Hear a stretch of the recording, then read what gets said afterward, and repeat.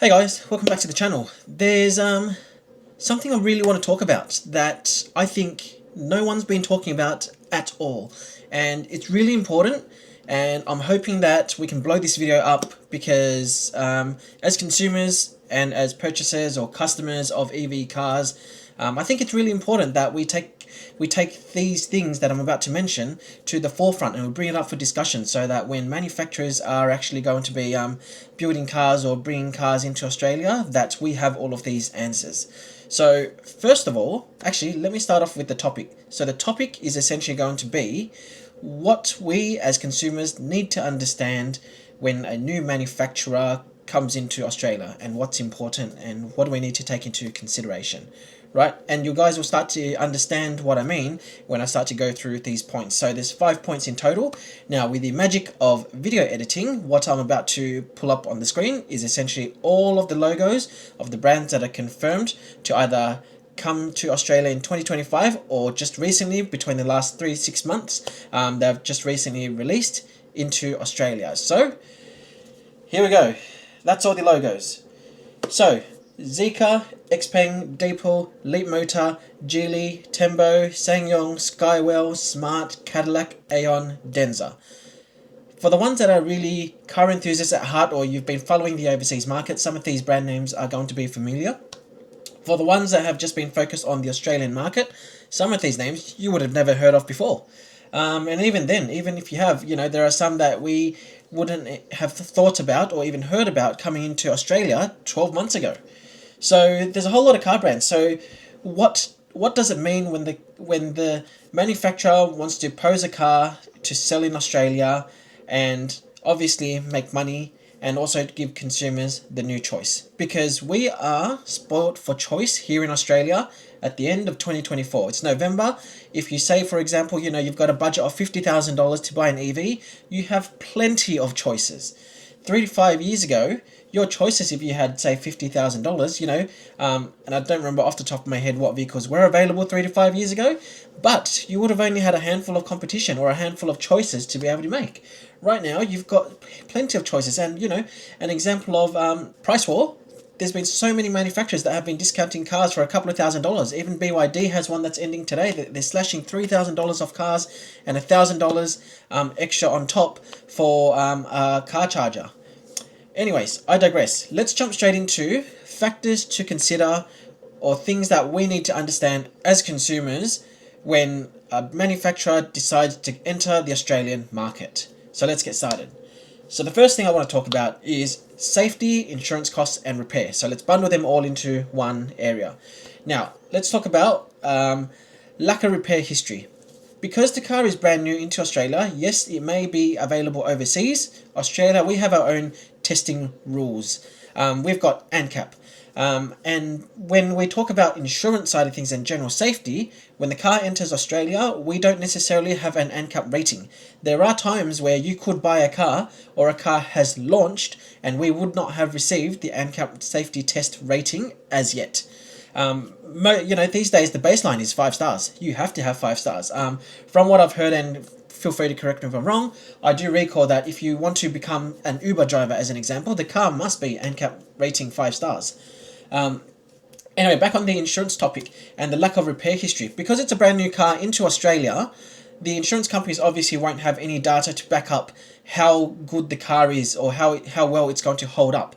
And the reason why that's important is because that ultimately impacts us as the end consumers. We pay for insurances, right? And so we need to make sure the car is safe, and if it is damaged in an accident, we need to make sure that it's being repaired to the same state as it was before the accident. And so without understanding the lack of repair history, we, as an example, don't understand how quick or easy the car will be written off in an accident. And then in terms of repair costs, we look at cars that say you've got the battery mounted low, you've got a lot of bracing around the car for the chassis and whatnot. We don't know exactly how it's built to protect the battery, as an example. That's just one example, but the overall thing that I'm trying to get you guys to understand is the general insurance costs and repair costs. So how is the car built?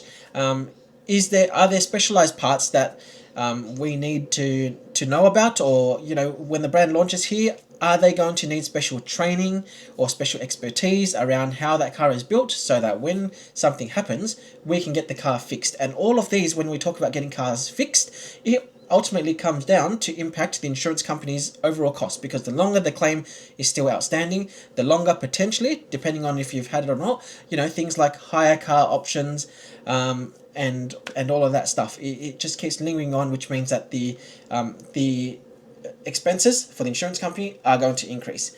And as I said, with the lack of repair history, we don't know exactly how many cars are going to be written off, how safe they are, and all of that type of stuff. So that's safety, insurance costs, and repair. The second thing I want to talk about is aftermarket parts and servicing. And so what I'm referring to is all about the supply chain. So yes, the point before is related to this around repair, but we need to make sure that we have availability and access to parts, and we need confirmation from the manufacturer or from the distributor that they are going to support it very well. Because you may remember a certain manufacturer a while back, when you had an accident, it would take months for you to actually get the parts, and you had to go through official manufacturer approved places in order to get those parts. And if you aren't one of those approved places, it's going to take you a lot longer to potentially get it, or you might not even be able to get it. So availability and access to those parts are absolutely vital. And we also need to make sure if there are options or there are things that you're offering as a manufacturer to buy as an aftermarket option. So for example, fog lights, they offer bull bars, tow bars, all of that type of stuff as additional options for the car. We want to make sure that it's actually available. We want to make sure that it's easily accessible, and that if someone wants something, they should be able to get it in a timely manner.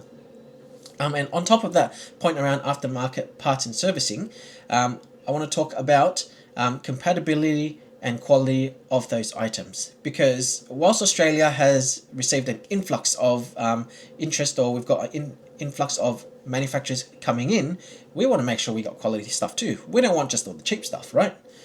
So yeah, that covers that. Now the next one I want to talk about, so item number 3, or the third topic, is brand recognition and reputation. So we need to build trust, because as a new brand coming into Australia, there is no trust. Yes, Australians are really laid back, but as the world moves on, as technology moves on, we are turning into, if not already, a country that we want a lot. And as consumers, we should be able to get, I guess, the best value for money. We should be getting bang for buck. We should be able to trust the brand. If we're spending our hard-earned money, we need to ensure that the brand that's coming over here, they need to establish a fantastic reputation for reliability, safety, quality, customer satisfaction, all of that stuff to gain market share and confidence. Because at the end of the day, if something goes wrong, we're coming back to you guys as manufacturers to fix whatever it is that we need to fix. And that's all there is about it. And so the second point to the whole brand recognition and reputation is dealer and service network. There are plenty of these brands that are coming into Australia, if not returning to Australia, that we actually still don't know. What does the dealer or service model look like? They might say that, yes, you've got 5 years warranty for the car, and you've got 8 years warranty for the battery, or 10 years warranty for the battery. That's all we know. Are you guys going to be adopting a dealer model locally so that we can just go back to, I guess, what we see as you guys? Or are you going to franchise out to a third-party franchise of dealer models, of service models, for example, like UltraTune, My Car, the likes of that? So, we need to know, because ultimately, those are existing businesses in Australia. Australians would already have a perceived view of how they are, and that actually will impact the decision on whether or not we buy the car or not. And also, on top of that, we know that those traditional places, they aren't EV specific. And so we'd like to have the trust in you guys that if they are the chosen ones, that they're going to have the right training in place, or the right processes in place, to ensure that as consumers, we feel supported. And then warranty and support. So we want to understand how good it is. We want to understand, and this all comes down to the whole brand recognition and the whole trust aspect.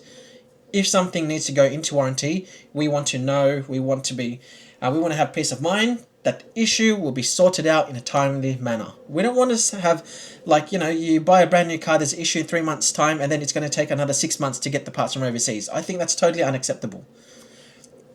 You can tell how passionate I am about this, guys. Okay, point number 4. Let's talk about resale value. So, when you are bringing a car over here, because it's going to be brand new, it's all exciting. But let's look at the flip side. And for people like me, I don't like to keep cars for too long. 2 to 3 years is already a long time for me. And again, that's just me. But then you also do have people that do like 2 or 3 year leases, or some do 5-year leases. Either way, because it's a brand new car and we don't have any of the stuff I've mentioned before, like how the car holds up in an accident, the repair history, the cost, and all of those associated things, we have no idea about the resale value. So, say it's a $50,000 car, it's a brand new company that's come here into Australia. If you were to sell the car in 12 months' time, can you work out a rough figure on what you're going to get? No, you can't. If it's an ICE car, you absolutely can. For an existing ICE car, it is very easy to work out or to determine roughly what the depreciation will be in the next 12 months. For an EV, because technology moves so fast, and recently you've seen so many price wars dropping thousands of dollars, we literally have no idea on the depreciation. If we look at my Tesla Model Y Performance as a perfect example, I bought the car, paid for it in February 2023, $108,000. I don't think I could even sell it for $60,000 now. And this is less than 2 years. So that is a very big hit on depreciation, and I think it's something we need to understand. And so how can manufacturers address this or fix this? It's one or two things. I think they are essentially called the same thing. We need something like a guaranteed future value, or something like a buyback scheme. So if, for example, you're buying the car, there needs to be something in place, for example, for the next 2 to 3 years. If you're going to sell your car, we're going to guarantee that your car is still worth this amount, so that you can actually have your peace of mind, own the car, enjoy it, understand the depreciation cost, and that might help you make that decision upfront on whether or not you're going to consider that car. So I think resale value is absolutely vital in this. And the last thing I want to talk about is technology and features. So we want to make sure that we've got the latest and the greatest. Software updates is a mandatory thing, I think, these days, for me personally, especially as a tech lover, and also as a current Tesla owner, 2 Teslas. I think over-the-air software updates, actually, that should be absolute number 1, because the amount of recalls that you've seen through the government website, how many of those things realistically could have been fixed with a software upgrade or a software update? Using Tesla again as an example, because I own one, they're not necessarily a recall, but there's been so many things that I've seen in the past that they could have they've rectified just through software updates. So imagine that you've got an issue with the car. You don't need to do anything. At home, it's connected to Wi-Fi, update comes through, car's updated, you're fixed.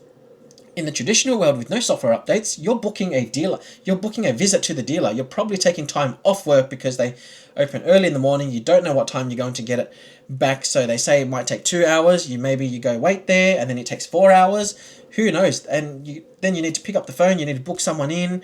There's so many things to worry about just to have a dealer visit.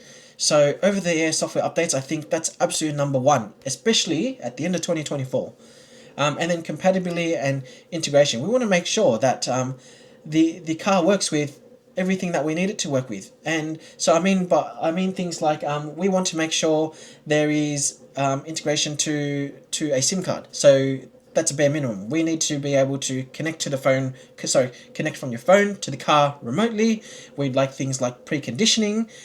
We want to ensure that, if it doesn't have Android Auto or Apple CarPlay, that the system itself, or the user interface, or the operating system is good enough to do everything we need to do. So, what do you guys think? You can tell I've been very, very passionate about this because no one's actually spoken about all of these things. So those were the 5 things that I think are really important or absolutely critical that as consumers we need to understand. So in summary, again, the first one, safety, insurance, costs and repair. Number 2 is aftermarket parts and servicing. Number 3 is brand recognition and reputation. Number 4 is resale value. And number 5 is technology and features. So let's blow up this video. Let's get this to the forefront of all the manufacturers that are coming into Australia and the ones that are existing here that have not announced things like the dealership service model and what that looks like. Bring it on. We really need to know. So guys, that wraps up the video. I hope it was informative. Yes, I feel like I did ramble for a good 12-13 minutes, but I feel like it's absolutely necessary for someone to bring this to the forefront. So yeah, if you guys have anything else to add to any of those points, let me know in the comments below. Let's start the discussion. Do you feel like there's something that I've missed? If there is, absolutely mention it there, because we want manufacturers to see this video. We want them to confirm and give us that trust, so that when the car comes here, it's not a poor experience, and the ownership experience is fantastic. Thanks again, guys. Hope you guys are well. We'll see you soon for more content.